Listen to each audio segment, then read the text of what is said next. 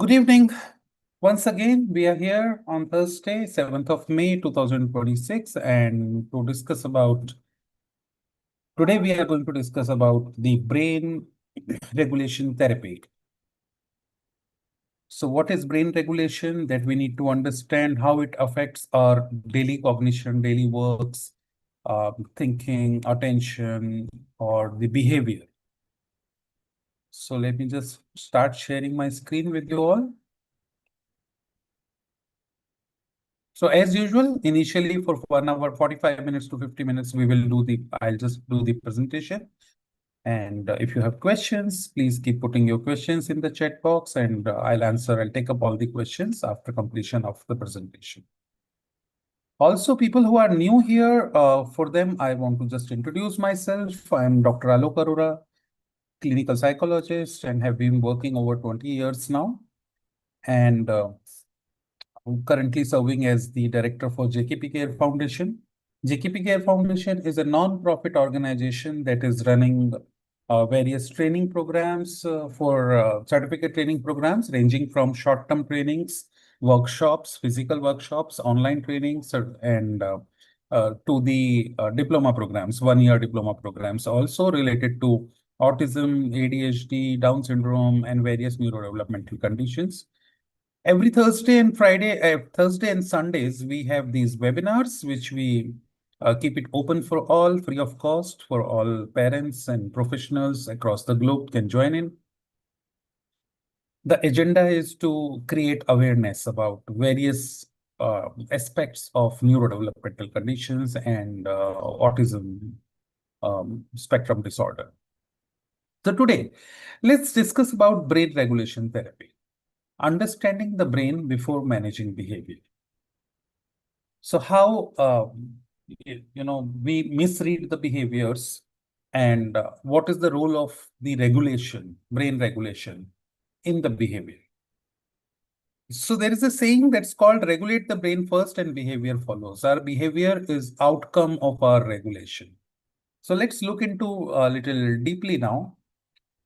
Misbehaving children or dysregulated nervous system. Many other times we just treat it as misbehavior of the children, and be it hyperactivity, be it attention issues, be it the learning difficulties, we just take it as misbehavior instead of understanding it as dysregulated nervous system. So today I'm here to give you a few known and few unknown concepts. Known as in many other things you have been doing it, but you do not know why we are doing that. And many things today we will be learning which are unknown, which are very new. So a dysregulated child. I am just showing you a photograph of a dysregulated child. A child who was calm in the school, but at home he has sudden outburst, shouts, throws things, and can't explain what he wants. That is the complaint of parent. Common triggers could be the change in routine, too many demands, sensory overload, noise, light, touch, or hunger, fatigueness, illness, or communication breakdown.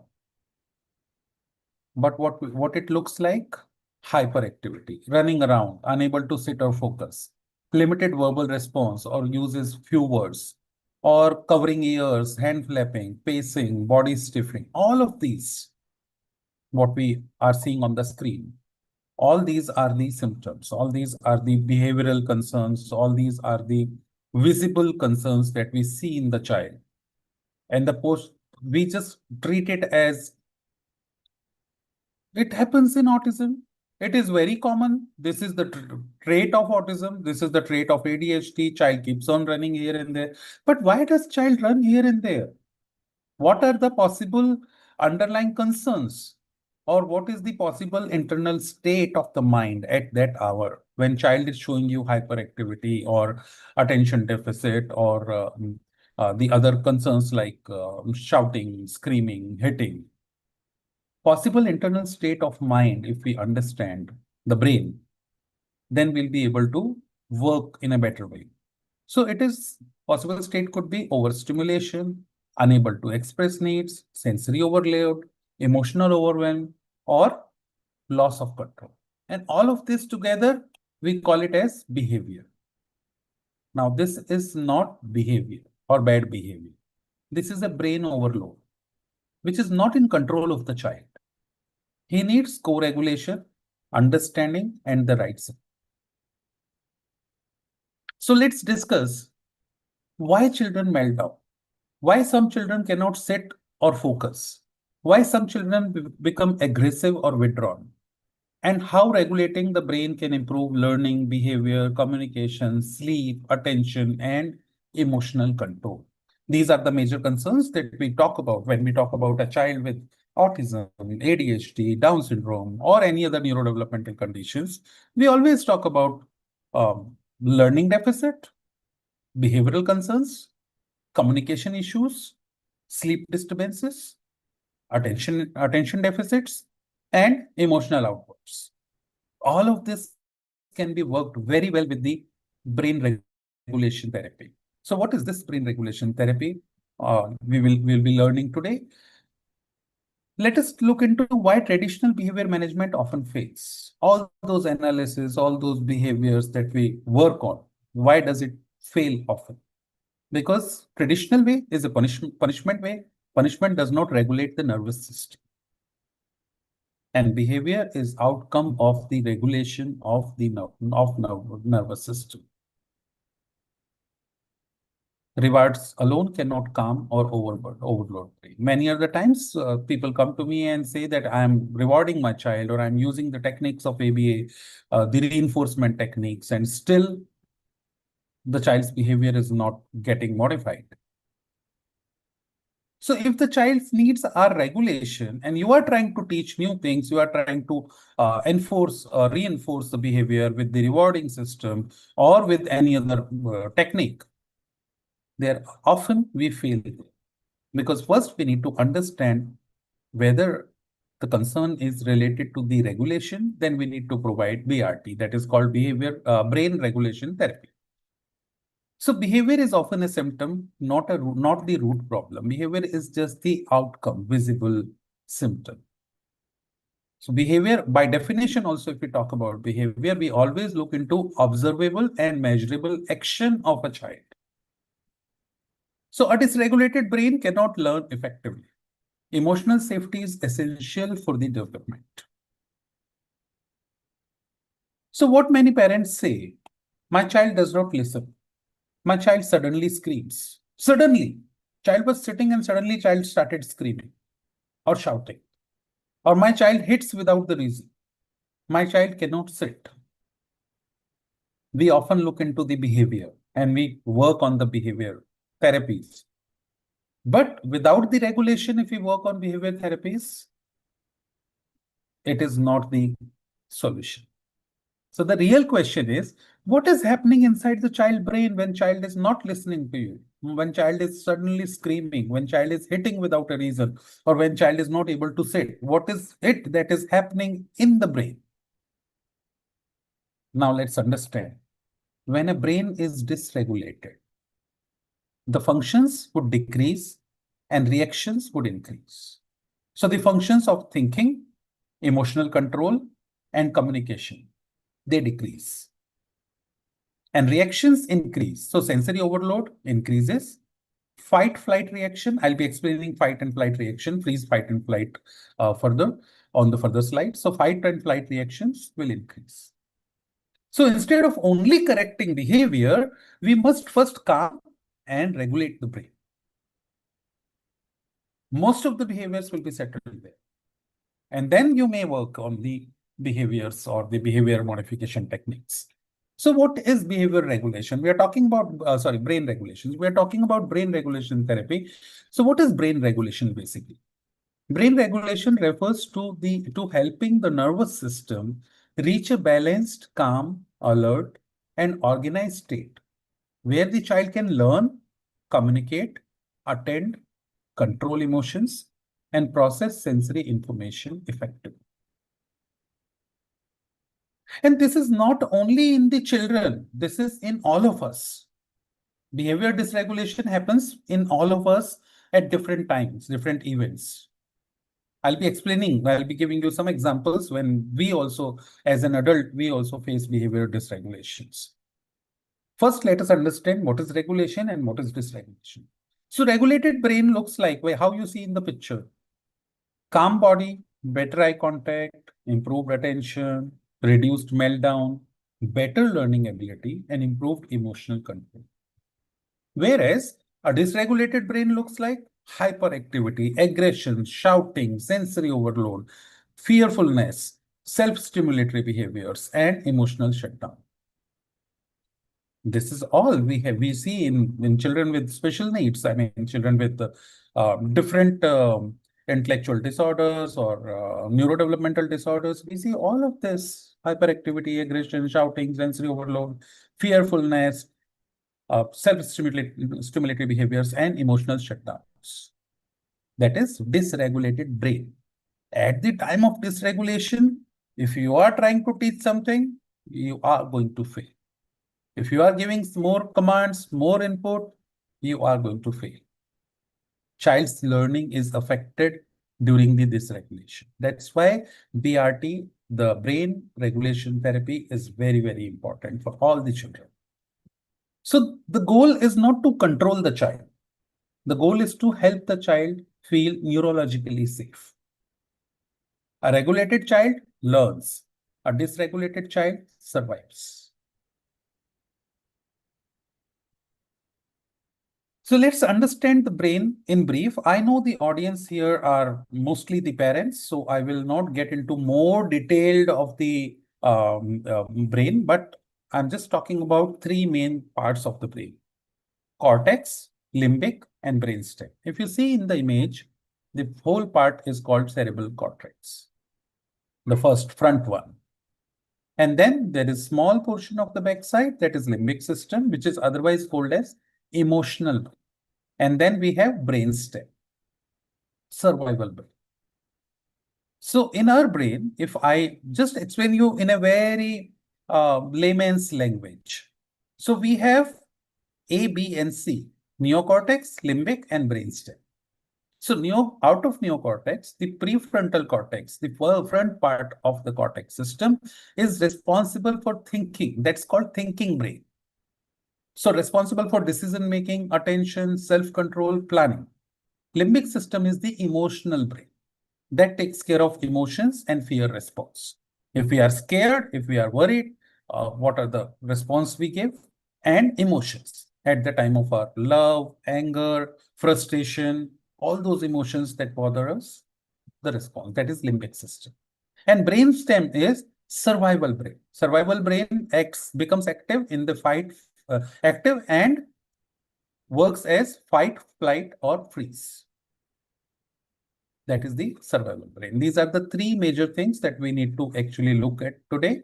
There are other parts, but we are not getting into them because time is also limited and it is not very relevant related to the brain regulation therapy. So therapy works by calming lower brain system. The lower brain systems are limbic system and brainstem. Now you imagine there are three parts. One part, the prefrontal cortex, which is analytical brain, which is thinking brain, which is, for the memory, for the decision making, for attention, for self-control, for planning. Most of the work to be organized, we do it from the prefrontal cortex.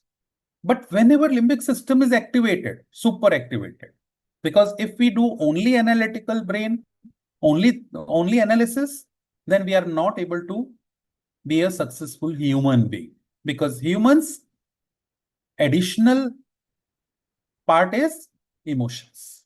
Human brain is driven with emotions. So our prefrontal cortex is driven with limbic system, that is our emotions, emotional brain. But what happens is whenever we go in overload of emotions, then the capabilities of the thinking brain goes down. And immediately the brainstem, survival brain, gets activated. So we go into fight, flight, or freeze mode. Now I'll be explaining them, each of them, But before that, I want you to understand signs of brain dysregulation. There are different signs of brain dysregulation. How do you know? Just look at them: emotional signs, sensory signs, physical signs, behavioral signs, cognitive signs. Frequent crying, emotional outbursts, anxiety, irritability, and mood swings. Aggression, hitting, biting, running away, throwing objects. Sensory signs are covering ears, avoiding touch, curving movements, spinning, rocking, toe walking. Cognitive signs are poor attention, difficulty following instruction, slow processing, learning challenges. And the physical signs are sleep issues, poor appetite, fatigueness, hyperactivity, and restlessness. Now connect with your own child. How many signs are there in the child? And you have been working, we all have been working on each sign: poor attention, so attention activities, or hitting behavior, so behavioral modification training we are giving to the child, emotional outbursts, so emotion regulation we are doing. And we are naming these children, we are naming them. These are all the regulation system, brain regulation conditions. But we are naming them as autism spectrum disorder, ADHD, and many others. We're just calling them disorders. These are, in my personal opinion, for people who know me, people who have attended my sessions before also, I do not call autism spectrum disorder. I always call it autism spectrum difference. It's just the difference. Because the underlying cause is the brain dysregulation. If we provide BRT, we are very well able to work on all these conditions. So what causes this brain dysregulation? There are different causes: biological causes, environmental causes, and neurological causes. So autism, ADHD, sensory processing disorders, anxiety, trauma, sleep deprivation, or nutritional deficiencies. Many of the times people don't talk about nutritional deficiencies, but that is also very, very important for brain dysregulation. Environmental causes are excessive screen time, loud environments, chaotic routines, stressful home environment, lack of movement. These are the physical movement. And neurological causes are sensory overload, primitive reflex retention, the reflexes that retain for over a longer period of time than expected, poor nervous system integration, and chronic stress activation. So if there is a chronic stress that gets activated, then you see. So that's what you call as regression. Suddenly some regression has come. Child was doing things, but child has stopped doing it. What is the cause of that regression?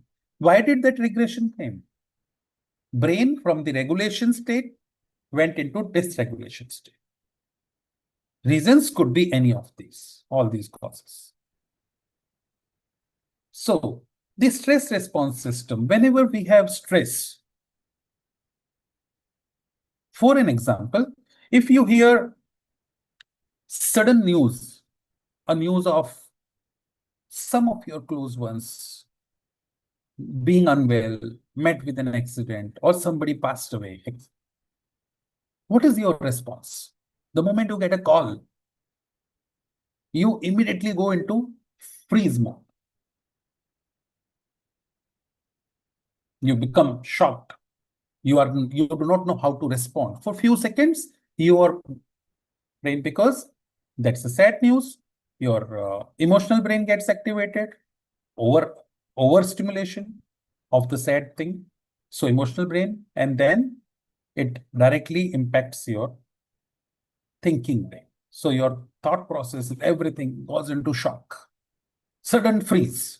Many of the times people who meet with an accident, a road accident, if you ask them what had happened, how did you meet with the accident? The person would say, I was walking the road, crossing the road, and I had seen both the sides. There was no vehicle coming, and suddenly there is a bus or lorry or a car or a scooter came from somewhere, and I don't know what happened after that.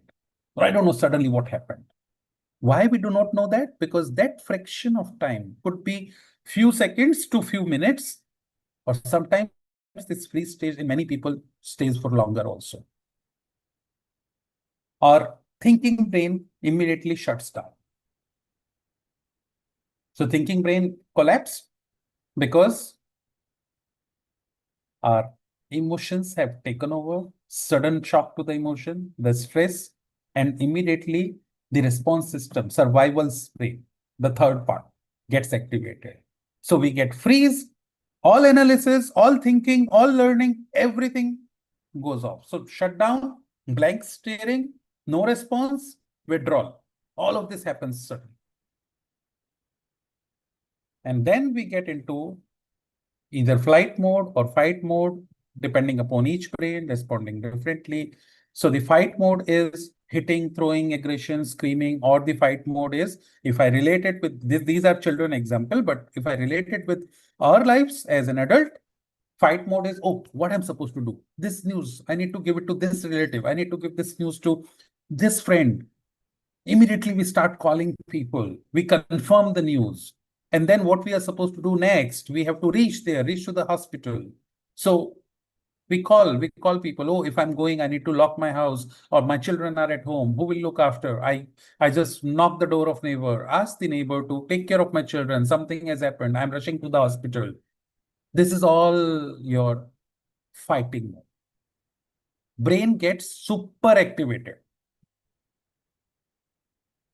Your prefrontal cortex starts working excess. So freezing and then super activation. So that is your fight mode. Multiple things, multiple tasks you analysis, you do analysis very fast. And then flight mode. The moment you reach to the hospital, unfortunately, or if you see the person is critically ill or somebody has passed away, how do you respond? Many other times you collapse. That is flight mode. How you put your phone systems on flight mode? All the connections are, so you collapsed. So you avoid, you just collapse, you cry, you escape, you run. All of this is flight mode. That you don't want to connect, your system stops immediately. So fight, flight, and freeze modes are very natural system of our survival brain. Whenever emotions take over, whenever there is an overload, our prefrontal cortex goes down and our survival brain gets activated. And that is what happens in our children.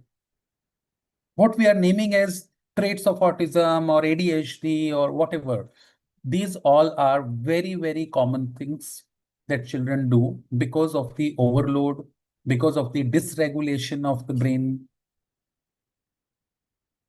Children go into freeze, fight, or flight mode. So hitting, throwing, aggression, screaming, running away, avoidance, escaping, shutting down, blank staring, no response, or withdrawal.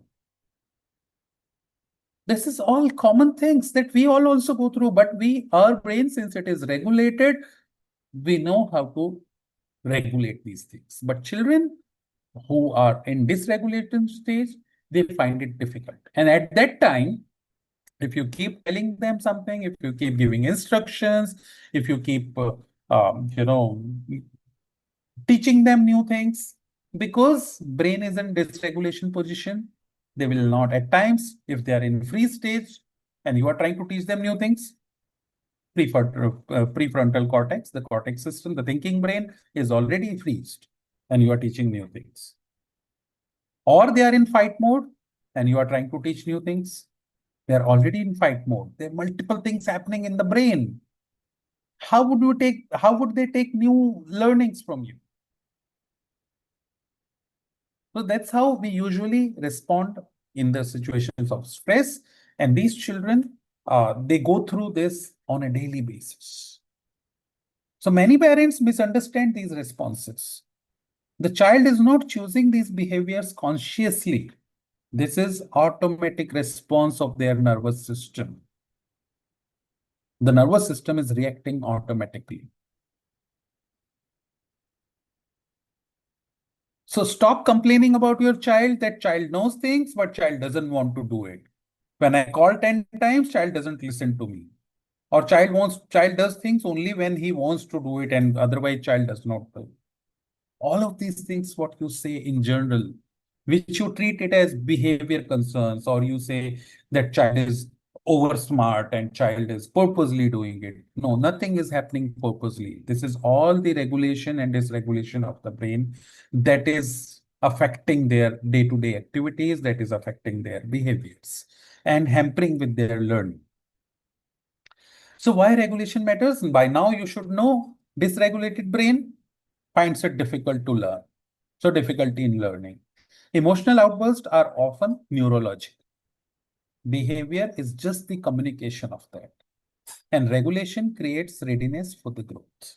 So we need to provide brain regulation therapies to the children to regulate them. What is brain regulation therapy? What do we do in that? It is a neurodevelopmental approach, focuses on regulation before learning, helps organize brain-body connection, supports attention, emotions, behavior, and communication. All the areas, along with learning. So it is an integrated approach where we are working therapeutically, the therapies and the academics also. Learning also is part of it. So all those therapy systems and the schooling systems, integration. That's brain regulation. So brain and body connection, the parts of brain regulation system. So movement affects brain development. So physical movement. So in BRT, we add the physical movements. Vestibular system regulates alertness. So we work on the vestibular system for alertness. Proprioception improves body awareness, and breathing affects emotional control. So this is one part in BRT that we work on, brain and body connection. And the science behind regulation is brain is neuroplastic. So neuroplasticity allows the change. Repetition builds neural pathways.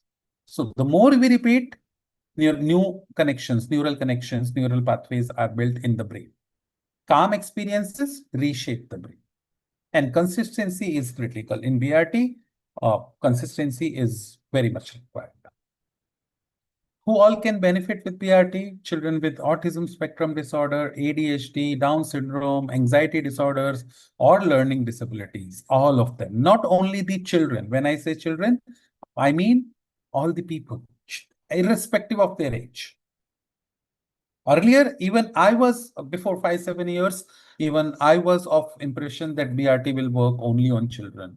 But since the time we have started this residential rehabilitation services called Spandan, a facility which is there in Mumbai, in India. That is a rehabilitation center for children with neurodiverse needs and adults. We have practiced BRT. The approach we are using with them is BRT, and which is making miracles. I have got many testimonies, video testimonies, written testimonies from the parents or from the professionals, also from the therapists and doctors who are referring them to us. They are the one line is there are miracles happening at Spandan. But why these miracles are happening? What is the force behind? I would say it is BRT. So the core principles of BRT are regulation before instruction, connection before correction. I think one of the previous workshop also I was speaking about connection before correction. Co-regulation with caregivers and structured rating. These are the core principles. Sensory regulation is part of it. So deep pressure activities, swinging and vestibular input, oral sensory support, and sensory diets that we provide for the children. In BRT, movement-based regulations, that is animal walks, cross-crawl exercises, yoga and stretching, and brain gym activities. Those are the movement-based regulations. Breathing techniques. This is also part of BRT, that is belly breathing, bubble breathing, counting breaths, and rhythm breathing exercises. We have many of these techniques for each area, but I'm just mentioning a few which parents can easily adopt. Yes, as you all know, people who are regular to these webinars, they know that we have a WhatsApp group, a webinar by Dr. Alok Arora by this name. And I share all this material in the group. So I'll be sharing this PPT also today after this session in the WhatsApp group. People who are new here today, people who have not yet joined our WhatsApp group, I recommend you to join the WhatsApp group. Our coordinator, I will ask them to share the link for joining WhatsApp group via email with you all, and you may join the WhatsApp group. So you will keep on getting the reading material, as well as you may ask your queries and questions also in the group with me. And then comes very important part is primitive reflex integration. Many of the times the parent do not know about it. So primitive reflex integration is retained reflexes affect the behavior. There are some automatic body movements which are there by birth, but as the age grows, automatically those movements disappear. Those are called primitive reflexes. But in many children, those movements continue to happen. Like for a child who is like 6 months, 4 months, 5 months, if you put their neck down, their legs will automatically get stretched. Or very young infants, 2 months, 3 months, 4 months, you will see them, they're from inside to outside, they will have body movement. Like they will put their legs and hands like this, together, legs and hands. You see the small children, infants, very young children, 4 months, 5 months children, they have this movement from inside to outside. So they, whenever they are happy, whenever they are crying, whenever they are trying to communicate something to you, or they want to regulate themselves, they do this. They throw their hands and legs together out towards outside. That is also one of the reflexes. So there are many primitive reflexes, but many a times children retain these reflexes. With age, automatically these reflexes should go off, but if it is not gone, then we need to provide them support. So primitive reflex integration is part of BRT. Retained reflexes affect, because retained reflexes affect the behavior, more reflex and anxiety, ATNR and coordination, and integration improves self-control. So primitive reflex integration is important part. We also have a specialized training on primitive reflex integration that is available for the professionals. Parents may also join it, but the training is designed majorly for the professionals. And that is by Dr. Pooja Vajratkar, who is a professor in Goa Medical College in India. And that is available online. So anybody who wants to inquire more about it, you can visit our website, www.jkp.ngo. Very important, but much ignored part, role of nutrition. So in BRT, we have included role of nutrition also. Stable blood sugar supports regulation. Please remember, I want to underline this. Stable blood sugar supports regulation. Many other times, or I would say most of the time, the moment we come to know child is with ADHD, we say stop sugar. Depriving a child for sugar also affects the brain regulation and cognition. So important is a balanced diet. Putting a child on zero sugar, you are saying that my professional told me, teacher told me, my neighbor told me, child is with autism, so you should not give sugar. Child is with ADHD, you should not give sugar. You need to give balanced nutrition, balanced diet. Stable blood sugar is required for supporting the regulation. Hydration impacts brain function. Hydration is also equally important. Many other times, children who have swallowing disorder, children who are with autism conditions, they do not drink enough of water. So hydration impacts their brain function. Gut-brain connection is also very important. Our brain, you all might be knowing that our brain, for the brain works through the neurons. We have different neurons in our brain, and these neurons from one neuron to another neuron communicate with each other, and that's called neural connection and neural activity. Now, this neural activity happens with serotonin. If serotonin is not enough in the body, in the brain, then neural connections, neural activity gets affected. 80 to 90% of serotonin is produced in your gut digestive system, not in the brain. Almost 90%, 80 to 90% serotonin. It is being produced in your blood. What we do, my child is with autism, child is picky eater, so I give anything that child eats. My focus as a parent is always on filling the stomach. Focus is not on balanced diet and nutrition. Folate deficiency happens, vitamin B9 deficiency. That happens because of imbalanced diet and nutrition, which is very much required for the brain cognition. And we give many a times, children love to eat processed food, packaged food like biscuits, chips, and many other processed items. And we give them processed food, which is not good at all.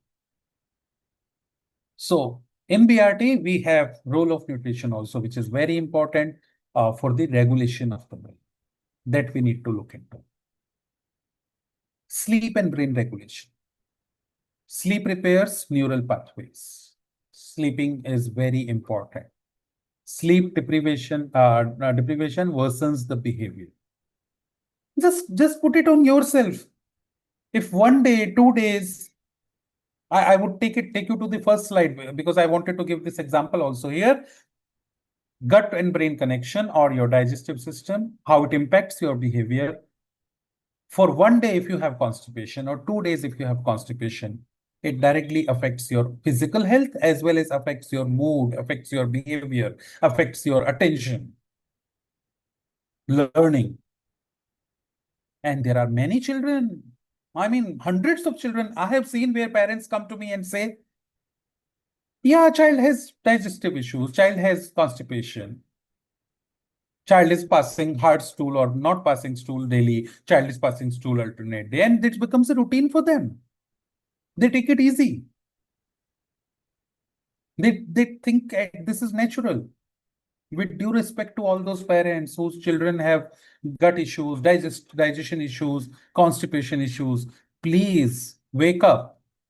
If you have digestion issue for 2 days, just imagine how do you behave. And if the child is behaving this way with hyperactivity, with hitting, or with less of learning or less of attention, you cannot blame the child. You cannot say this is autism symptom. You cannot say this is behavioral condition. So in BRT, we have one part that is role of nutrition. We take care of that. Again comes to the sleep. Same example. If you don't sleep for one night, or you have disturbed sleep, you're waking up, you're sleeping, you're less sleep, or even if you oversleep, how's your behavior? Because for me, it is brain. It is not autistic brain. It is not ADHD brain. It is not any other brain. For me, it is brain. And every individual has unique brain. But the brain functions, regulation is similar. So children with autism behave differently because they are having sleep disturbances, issues, concerns with the sleep. So children who have sleep deprivation or worsen their behavior. So we need to establish calming bedtime routines that we do in the BRT. Emotional regulation, very important part. Identify emotions that are visual, teach coping skill to the child, use calming corners, safe zones. I have spoken a lot about safe zones and calming corner in my previous webinars. People who have not seen the webinar or who have not been present, you may go to my YouTube channel and see the recordings. Recordings are available on our JKP YouTube channel as well and on my personal YouTube channel as well. Both the channels have the recordings of these webinars. So, and encourage safe expression. Teach them and encourage them to express safely their emotions. Co-regulation. Adult calmness influences the child. Now, co-regulation is regulation of the caregivers is also equally responsible for the dysregulation of the child. If a child is hitting and you start hitting back, if a child is screaming, you start screaming back, child gets more dysregulated.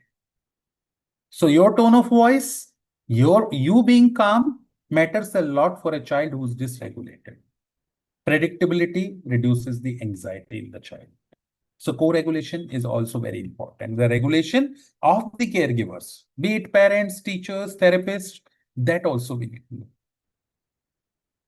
Therapeutic listening, that is music and rhythm calm the nervous system. So for a dysregulated brain, we provide music therapies.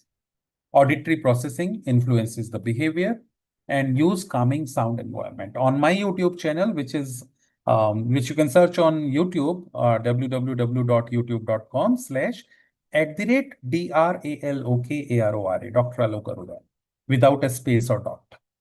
I have one autism music tunnel, and we have used it with hundreds of children, and it has given wonderful results.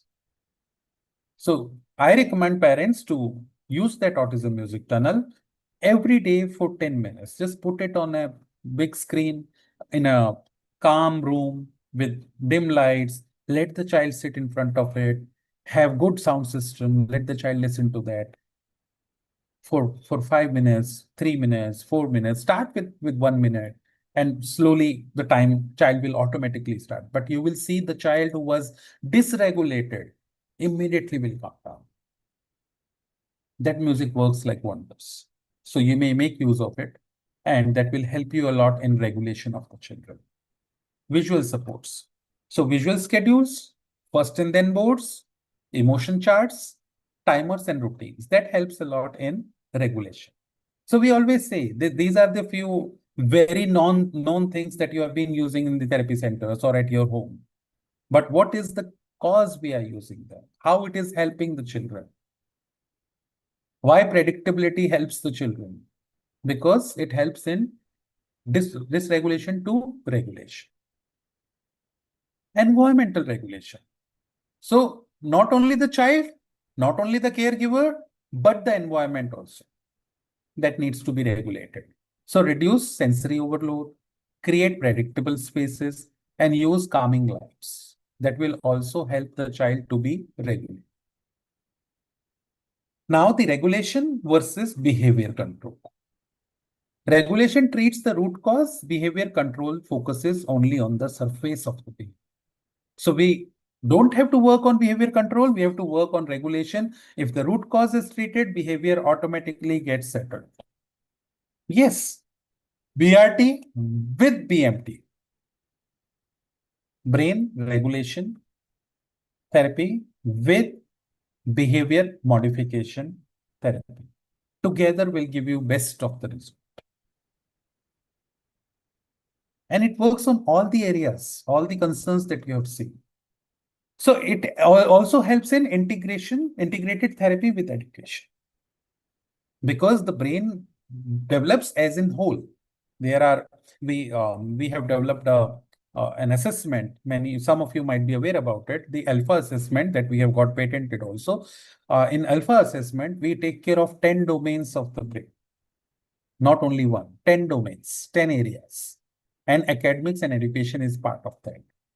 And we do the assessment of the child on basis of these 10 domains. Anybody who's interested to get your child the alpha assessment done, you can connect with me and we can book a slot and we can do the alpha assessment. That would be on paid basis because it is a patented assessment. So regulation improves learning readiness, better focus and participation. And when a child is ready to learn, when you have done the regulation, then comes your teaching. So Aspire is a model, Aspire e-Pathshala, that's what we call as. Aspire is a model which is parent support program for individualized rehabilitation and education, which is completely based upon BRT and BMT and education, all three of them together. More, you can read it about Aspire project, or you can connect with us on our website, which is jkp.ngo/Aspire. If you put, you will directly go on the Aspire page. So the long-term benefits of brain regulation is better emotional control, improved communication. So it helps in communication as well, and increased independence. There are some myths about brain regulation therapy, that it is not just sensory play, it is science-based, it is not quick fix. So people consider brain regulation therapy is just sensory play. Sensory play is part of it.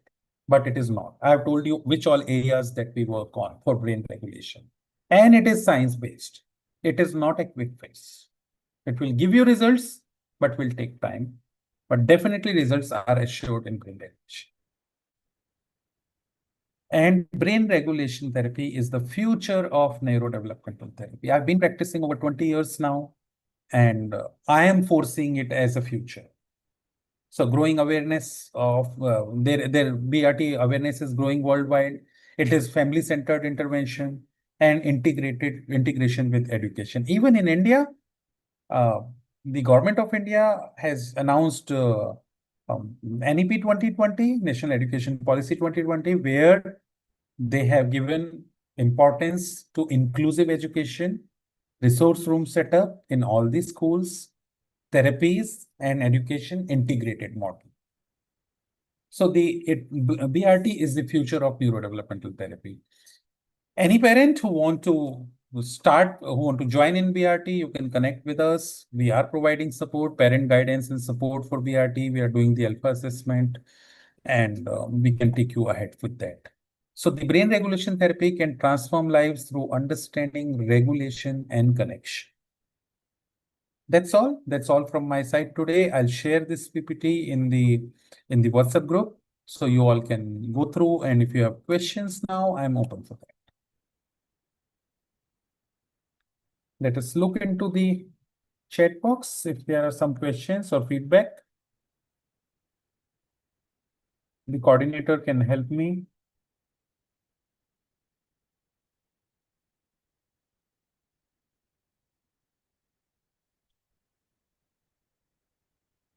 Okay.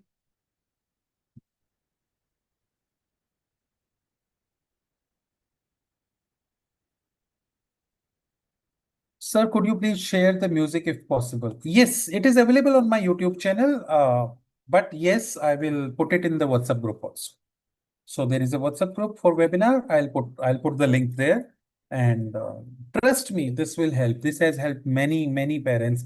It helps not only children, it helps us also, because parents are the one who are actually with special needs.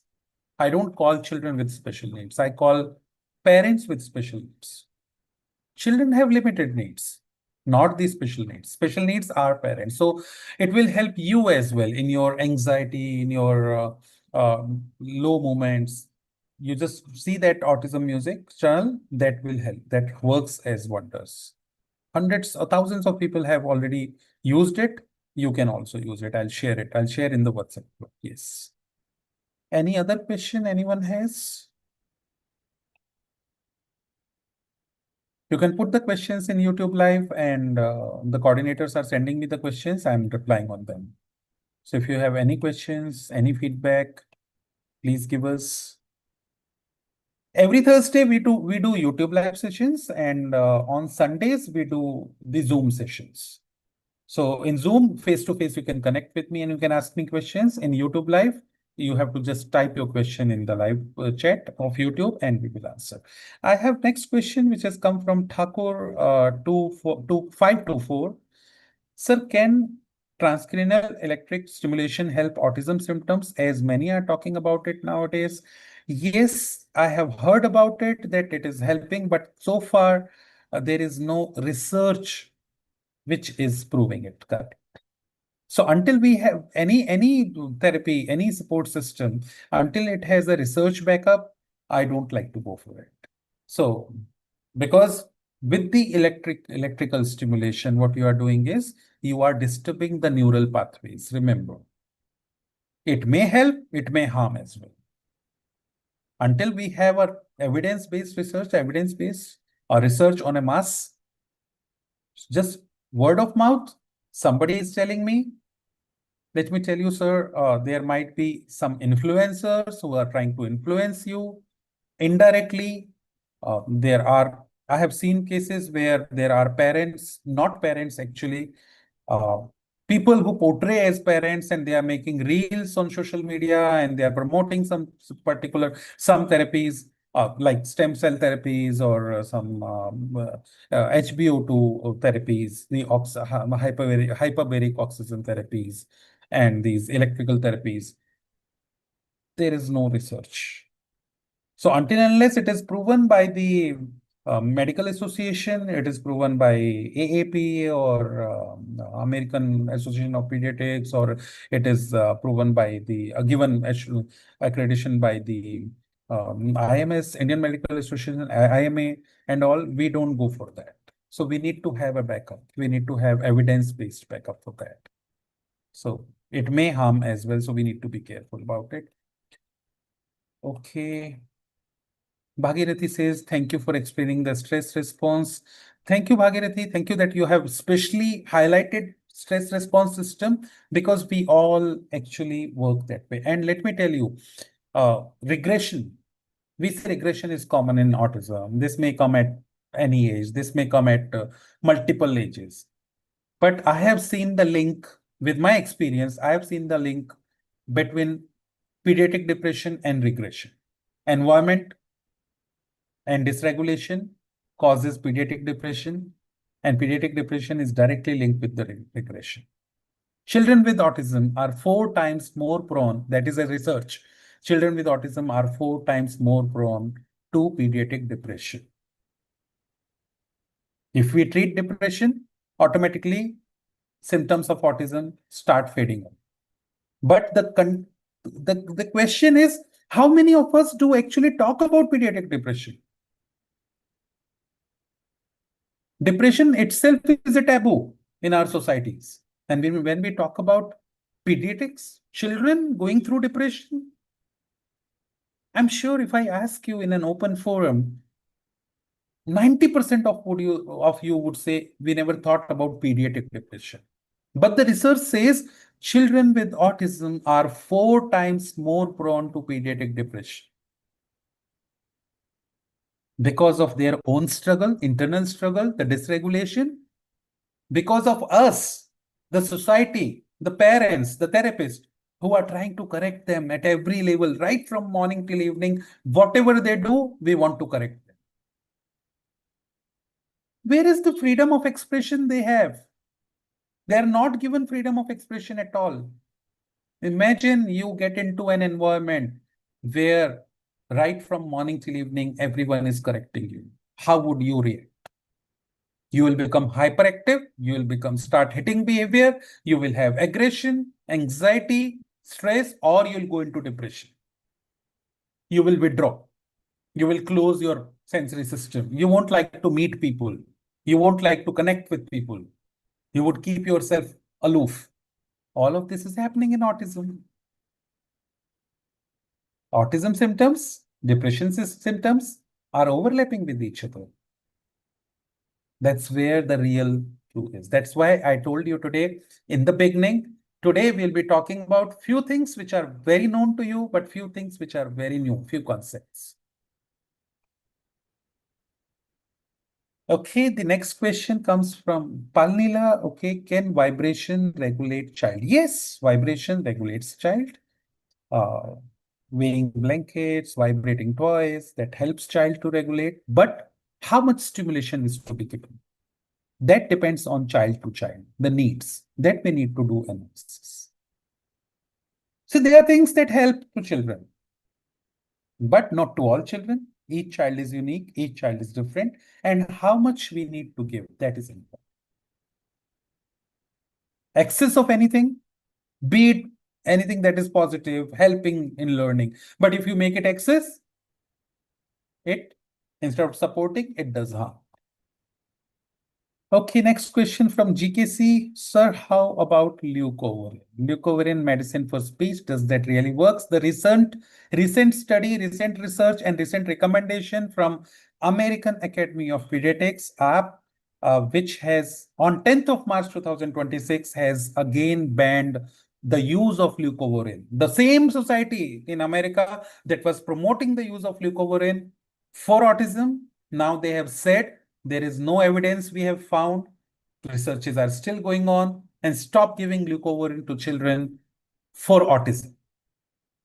Yes, wherever there is a folate deficiency, they are giving leucovorin. So leucovorin is for folate deficiency, B9 deficiency, but not for autism. Many people who claim that their child is with autism and then they have given leucovorin and if the child is improving. Yes, it may be because maybe the child has autism and folate deficiency, B9 deficiency, vitamin B9. So leucovorin is working on vitamin B9 deficiency, not on autism. So that's where if there is a folate deficiency, again, it affects the speech, it affects the communication. So if you give leucovorin, that helps. But not all children in autism have B9 deficiency. By providing leucovorin, you are giving extra B9. Good part is that it is water soluble vitamin, so that goes off, flushes out from the body, but then it is a chemical that you are giving to your child. Your children are not experiment material, my dear friends. Request to parents. At times, I'm emotionally telling you, at times I get really stressed. I get really emotional looking at parents that they are trying in the hope of there's no mistake of parent also there because they want their children to they want their children to manage with the society. So in the hope of getting improvement, they are experimenting with their children. The neighbor said something. I went to a therapy center and another parent was sitting there and they said something. Okay, give extra lime juice to your child, and we are just touching the cheeks of the child like this, pressing, opening the mouth and putting on half a lime, half a lemon, squeezing half a lemon in their mouth. We are making them struggle, or we are just trying leucovorin. We are trying anything, A, B, C, or X, Y, Z. We are trying with our children. Our children are living human beings. They are not. You can understand the tone I have gone into, the emotional tone with aggression while talking about this subject, because I see every second parent doing this mistake, and that is doing harm to the children. Instead of giving benefits, it is doing harm to the children. So the expert advice is always required. If your child actually needs something, then you give it. Whether it is really required and it is going to help your child or not, that can be discussed. That's a matter of assessment of your child, a detailed intervention, the detailed assessment. Then only we need to plan things for our children. Okay, next question I have from Tiana Thakral. That's very true. A calm parent can help an autistic child to thrive. Fill your cup so you can pour into your child's cup. Exactly. Yes. Your glass is full of water, or your cup is full of water, and you will give half water to your child. But if your cup is full of dirty water, or there are some impurities in the water, you will pass on impurities only. So you need to fill your cup stress-free. Dirty water or impure water means stress is mixed in your water. So be stress-free, relax, have a calm mind. I know it is a struggle to have a special child with us to take care of them, but we are fortunate that we have this child. God has taken us as responsible human being. God wanted to give, God as in nature, God, Bhagwan, Allah, Khuda, whatever you call it, whatever form you believe in. If the nature wanted to give this child, they could have given to anyone. Why this child is given to me? Because I'm special. Because the nature thinks that I can do justice to this work. That's why this child is me. If you have to withdraw, say a fat amount, a big amount of cash from the bank, and you have a check, you are not able to go there. You need to send somebody from your family or relatives or neighbors. Whom will you send to withdraw the check? You will send to uh, somebody who is literate, who's educated, who can actually write the check or do the bank formalities, whatever forms and anything they need to fill up there. Somebody who can count the money and take it back. Somebody who can safely go there and bring the money back safely to home. And somebody who will not run away with your money. So the small decision of withdrawing money from the bank, taking help from someone, what we look into capability. Person is capable of doing it. Trust. that you have trust on that person. Now the nature wanted to give you this child. Nature is full of, the flowers in the bouquet. So they wanted to give this child to someone. Went and knocked many doors, checked. People were capable but not trustworthy. People were trustworthy but not capable. And finally, they landed to your door, where you are capable and you are trustworthy.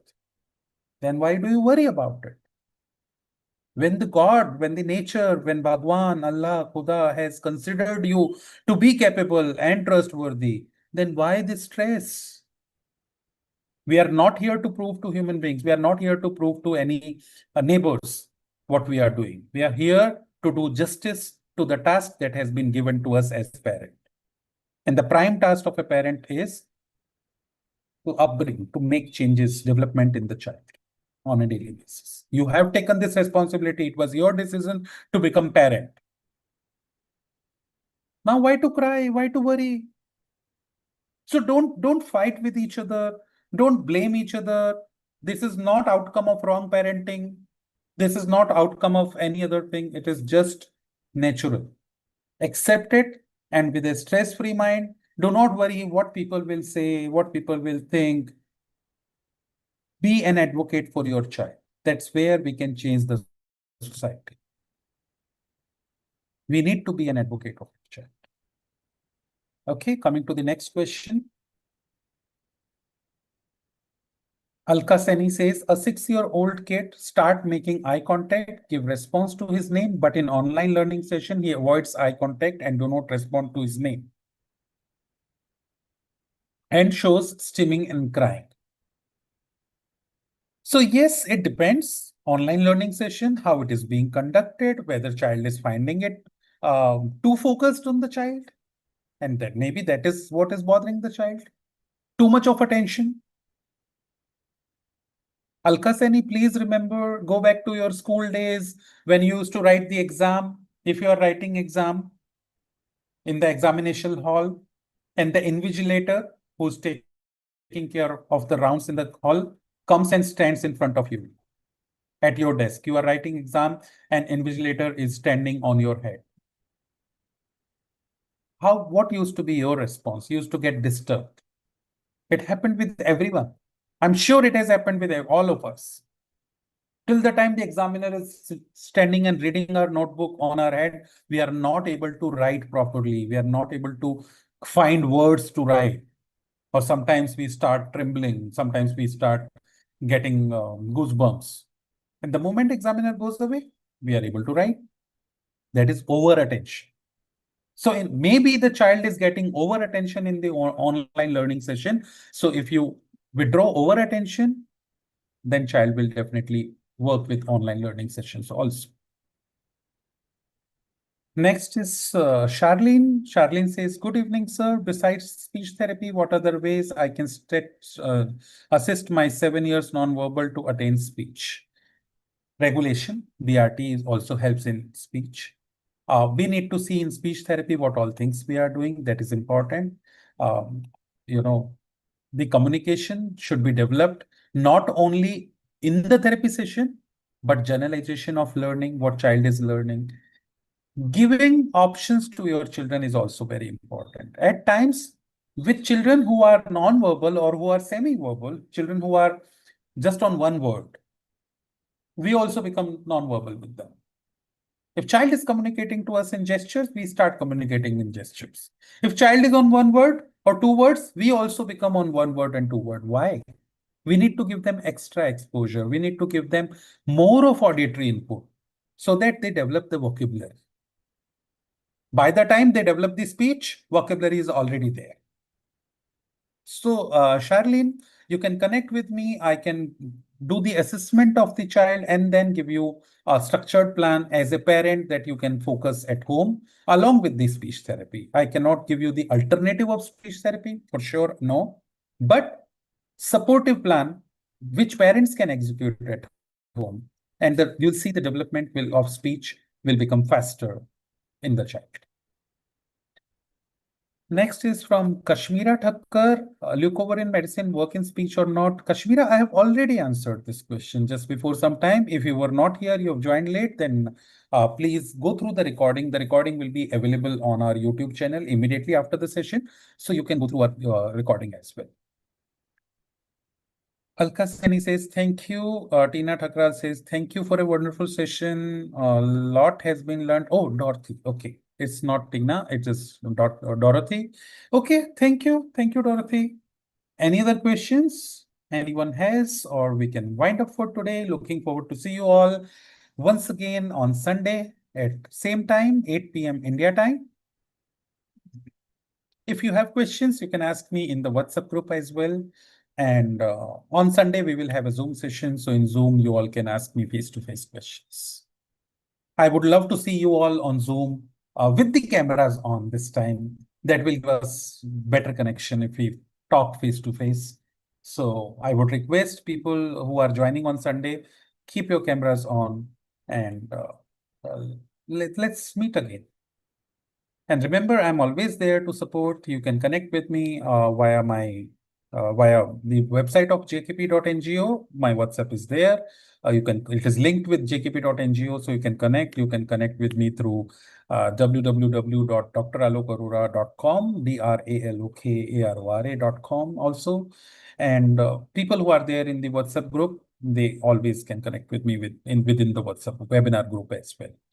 People who have joined late and who are not part of the webinar group, the email or the WhatsApp which you have received today about this YouTube session, live session, it also has the link of the WhatsApp group. So you can join the WhatsApp group so that we can stay connected there 24/7. Thank you all. Thank you very much for listening to me. I hope this session has been kind of learning session. And if you need further support, further guidance, do not hesitate to connect with me.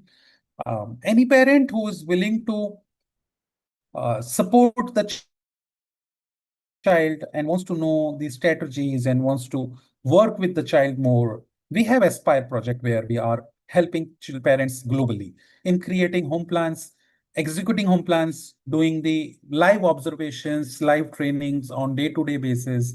You can connect with us. Thank you. Thank you, everyone. Good night.